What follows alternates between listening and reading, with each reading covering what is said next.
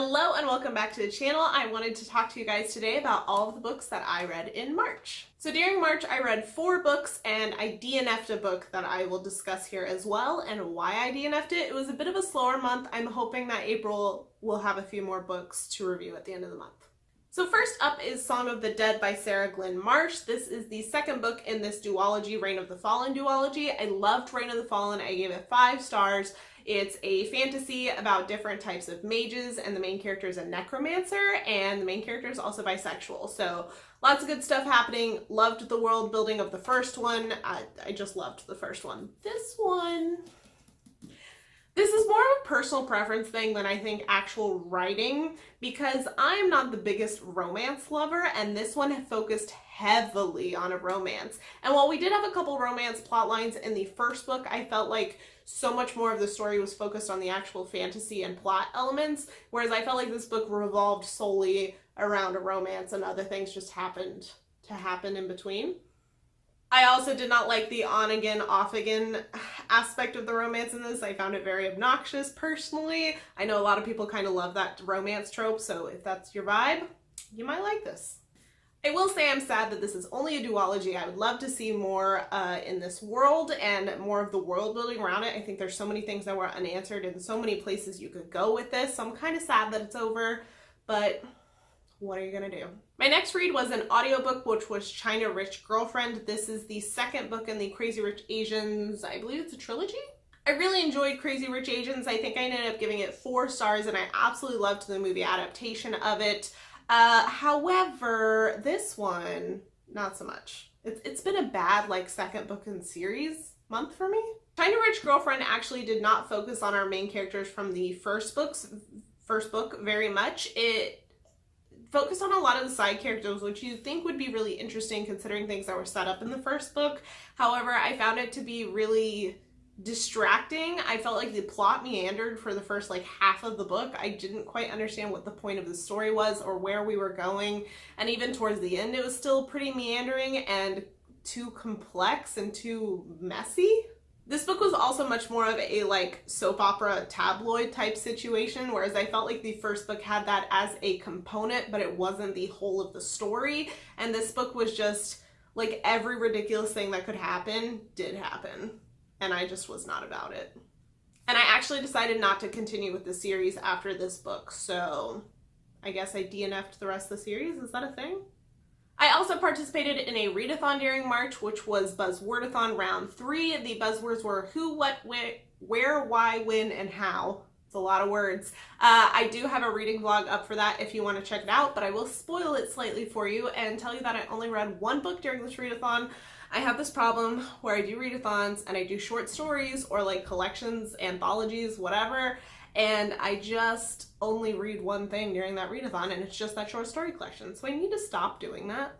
But the book I did end up reading was Doctor Who Tales of Terror. I received this as a Christmas gift from my husband this past year, and it is a collection of short stories featuring different villains and monsters throughout the Doctor Who universe. Something I really enjoyed about this is that there are 12 stories, and one is from each Doctor, Doctors 1 through 12. Does not include a story from Doctor 13, which is our newest one.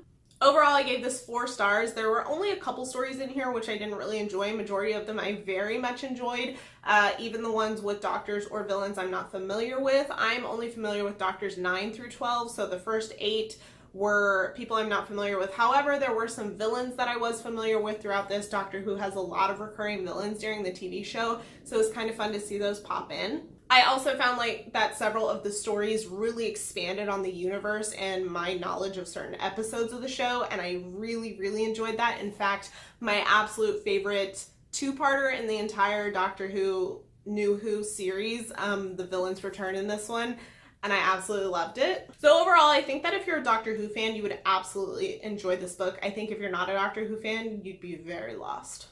I also read 1 comic book during this month, and this was in preparation for a book-to-movie adaptation series that I am doing on my movie review channel, which I will link for you guys and also leave the links down below if you're interested. And that is Hellboy Volume 12, The Storm and the Fury. I read Volume 9, is it 8 and 9 or 9 and 10? I can't remember. They're on the other side of the room. I'm not gonna get up to look at them. But this is the comic book arc that the new Hellboy movie is going to be based off of. So my husband and I read through these 3 comic book volumes to get a sense for what the new content was going to be about. And we also did a full reading vlog and comic book review of these. Again, I'll link those videos down below if you're by chance interested. This is the last volume in the Hellboy comic volume story, so it does close out Hellboy story, and I really enjoyed it. Even though I hopped into this comic run in volume, I think it was 8, I still found myself very immersed in this world, and I am familiar with Hellboy from the original Guillermo del Toro movies, so I really enjoyed getting to know more of his backstory and his source material. And I think that this comic, out of the 3, was probably my second favorite. I think volume 9 was my favorite, but this one was still really great, and I think it was an excellent conclusion to Hellboy's story. If you enjoy comic books, if you enjoy Hellboy, I do recommend. Now to discuss the DNF that I had for this month, and this is a very popular book. So I tried to read The Kite Runner, which I read another book by this author, which was 1,000 Splendid Suns, and I absolutely loved that book, so I was really excited to read another book by the same author, and I just could not continue. I think I ended up getting about, I think it's 5 chapters in, because I stopped at a very specific, significant point in the story that I went and looked through reviews of other people who rated it low to see kind of what people were saying, and a lot of people said that this was about 5 or 7 chapters in. I honestly found the protagonist in this story and the narrator of this story very obnoxious. I did this on audiobook, and by narrator, I don't mean the audiobook narrator, I mean the main character narrator. I just found him to be very annoying and a terrible person, to be honest, and I think that the way it's written almost, it kind of recognizes that but doesn't really, and still asks you to sympathize with him. And there was this one event that happened in that chapter 5 or chapter 7 that I just could not continue with, and I literally had to pause it, put it down, and then go read reviews and see if it was worth continuing. And based on my own reading of both positive and negative reviews, I just decided at that point that it was not the story for me, at least not right now. But I honestly don't think I'm going to return to it. The premise of it wasn't all that interesting to me, and I just found the narrator annoying. So that wraps up all of the books I read or attempted to read during March. I know this is probably a super short video, but you know, there's not a lot of books to talk about, so I won't waste your time.